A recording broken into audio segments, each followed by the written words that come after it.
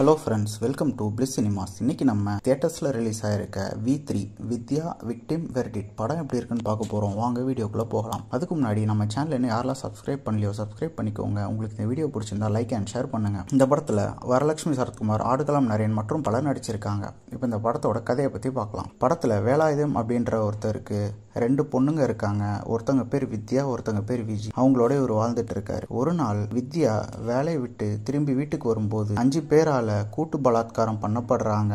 இது சம்பந்தமா குற்றவாளிங்க encounter பண்ணப்படுறாங்கன்ட்டு announce பண்றாங்க. அதுக்கப்புறம் இந்த கேஸை மனித உரிமைகள் ஆணையத்துக்கு போகுது. அவங்க இதை விசாரிக்க ஆரம்பிக்கிறாங்க.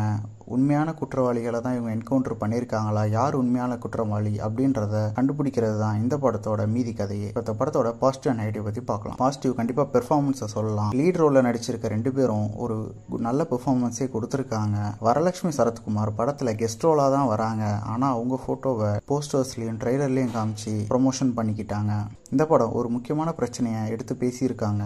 ஆனால் அதை ஒழுங்காக ட்ரீட்மெண்ட் பண்ணாமல் ரொம்ப ஒஸ்ட்டாக எடுத்திருக்காங்கன்னே சொல்லலாம். ஸ்க்ரீன் பிளேலாம் ரொம்ப மட்டமாக எடுத்திருக்காங்க. வர இன்வெஸ்டிகேட்டிங் சீன்ஸ் கூட ரொம்ப நல்லாவே இல்லை. நிறைய இன்கம்ப்ளீட்டான கொஸ்டின்ஸோடய இந்த படம் முடியுது. படத்தில் லாஸ்ட் 30 நிமிஷம் மட்டும் கொஞ்சம் எங்கேஜிங்காக நல்லா எடுத்திருக்காங்கன்னே சொல்லலாம். படத்தில் டைலாக் வைஸ் பார்த்தீங்கன்னா ஓவராக டைலாக் பேசியிருக்காங்க. எல்லாமே தேவையில்லாத டைலாக்ஸாக இருக்குது. எல்லாமே நம்ம சோஷியல் மீடியாவில் பார்த்து பழக்கப்பட்ட டைலாக்ஸாகவே தான் இருக்குது. இது ரொம்ப சூப்பரான ஒரு ஒன்லைன் தான். ஆனால் அதை ஸ்க்ரீன் பிளே ஒழுங்கா எழுதாம ரொம்ப ஒரு மட்டமான படமாவே எடுத்திருக்காங்கன்னு சொல்லலாம். யாருக்கெல்லாம் இந்த மாதிரி படம் பிடிக்குமோ கண்டிப்பா ஒரு ஒன் டைம் பார்த்து என்ஜாய் பண்ணுங்க. இன்னொரு வீடியோல சந்திக்கலாம். தேங்க்யூ.